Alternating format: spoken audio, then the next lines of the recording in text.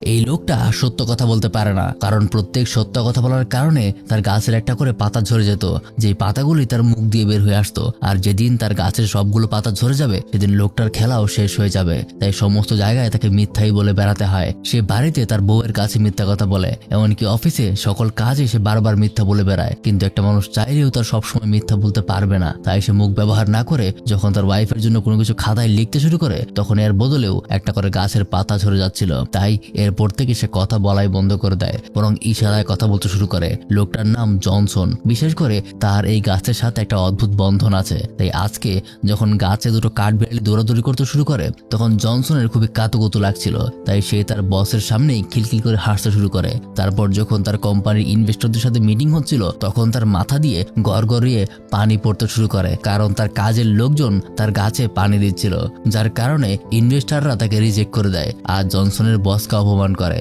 তাই তার বস তাকে চাকরি থেকে বাদ দিয়ে দেয়। আর এই খবর যখন জনসনের ওয়াইফ জানতে পারে তখন সেও তার সাথে ব্রেকআপ করে নেয়। খুবই শীঘ্রই সে ডিভোর্স নিয়ে নেবে, যার কারণে জনসন এবার একদম একা হয়ে পড়ে। সে ওই গাছের সামনে যায় আর খুব অসহায়ের মতো তাকে গালাগালি করতে থাকে। তবে তখনই তার মোবাইলে কল আসে। সে জানতে পারে তার বস তাকে একটা শেষ সুযোগ দিতে চায়। তাই পরদিন আবার নতুন কিছু ইনভেস্টরদের সাথে সে দেখা করে, কিন্তু তার মালি আজকে আরো একটা ঝামেলা পাকাতে শুরু করেছে।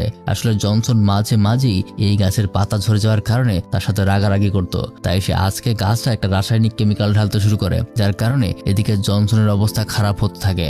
আর এদিকে আবারও ইনভেস্টরেরা রাগারাগি করে সেখান থেকে চলে যায়। আর এবার যেন সে নিজের জীবনের কাছে হাঁটতে বসেছে। সে নিজের মুখে একটা টেপ লাগিয়ে ফেলে আর খুবই অসহায়ের মতো চলাফেরা করে। একদিন সে দেখতে পায় গাছে আর মাত্র হাতে গোনা কয়েকটা পাতা আছে, অর্থাৎ এই কয়টা পাতা ঝরে গেলেই তার জীবন শেষ। তাই জীবনের শেষ মুহূর্তে সে আসলে তার ভুল বুঝতে পারে। আসলে তার জীবনে এই ঝামেলা আসার আগে একসময় সে শুধুমাত্র মানুষের কাছে মিথ্যাই বলে বেড়াতো। কথা বেঁচে খাওয়াটা তার নিত্যদিনের স্বভাব ছিল। তাই একদিন তার ওয়াইফ তাকে একটা সাধু বাবার সাথে দেখা করায়। সে তাকে বোঝায় যে জীবনে মিথ্যা বলে তুমি কিছু করতে পারবে না। তাই সেই সাধু তাকে শাস্তি স্বরূপ এই গাছটা উপহার দিয়েছিল। বলেছিল, তুমি যেহেতু মিথ্যা বলতে ভালোবাসো তাহলে আজ থেকে শুধু মিথ্যাই বলবে, কিন্তু মনে রাখবে যখনই কোনো সত্য কথা বলবে তখনই এই গাছ থেকে একটা করে পাতা ঝরে পড়বে। আর যেদিন সত্য বলতে বলতে এই গাছের সব পাতা শেষ হয়ে যাবে সেই দিনটাই হবে তোমার শেষ দিন।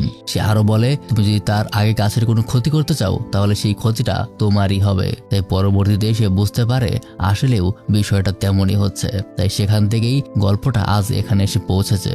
সে বুঝতে পারে জীবনের সত্য বলতে পারার ক্ষমতাটা আসলে কতটা মহান। তাই সে নিজের শেষ সময়টা সবার সাথে সত্য কথা বলেই পার করতে যায়। সবার প্রথমে সে তার ওয়াইফের কাছে যায় আর তাকে মন খুলে বলতে থাকে যে সে তাকে কতটা ভালোবাসে। সে তার বন্ধুর কাছে গিয়ে ক্ষমা চায়, কারণ আজ পর্যন্ত সে তার বন্ধুকে অনেক মিথ্যা কথা বলেছে। সে তার মায়ের কাছেও ক্ষমা চায়, কারণ তার ফ্যামিলির সাথেও সে অনেক মিথ্যা কথা বলেছে।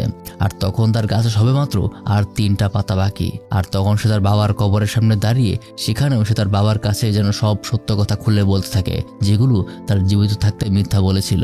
আর অবশেষে গাছের শেষ পাতাটাও শেষ হতে হতেই জনসনও মাটিতে পড়ে যায়। কিছুক্ষণের মধ্যেই সে মারা যেতে চলেছে। কিন্তু তখন চারপাশ যখন অন্ধকার হয়ে আসছিল তখনই আবারও তার শরীর স্বাভাবিক হয়ে যায়। তার মোবাইলে একটা কল আসে, যেখানে তার অ্যাসিস্ট্যান্ট তাকে কল করে বলছে, আপনার গাছ তো দেখি পাতায় পাতায় ভরে উঠেছে। সে তখনই বুঝতে পারে সে যখন নিজের ভুল জানতে পেরেছে আর নিজেকে শুধরে নিয়েছে তখনই তার অভিশাপ থেকে সে মুক্তি পেয়েছে। পরবর্তীতে তার চাকরিটাও আর ফিরে পায়। এমনকি তার জীবনের শেষ ভেবে সে যে নিজের ওয়াইফকে নিজের মনের কথা খুলে বলেছিল তার কারণে তার ওয়াইফও তার কাছে ফিরে এসেছে। তার জীবন যেন আবারও আগের মতোই সুন্দর হয়ে গেছে, যেখানে আজ মিথ্যার কোনো জায়গা নেই। তাই বলবো, সত্য বলতে না পারলে চুপ থাকুন, তবু মিথ্যার আশ্রয় নেবেন না।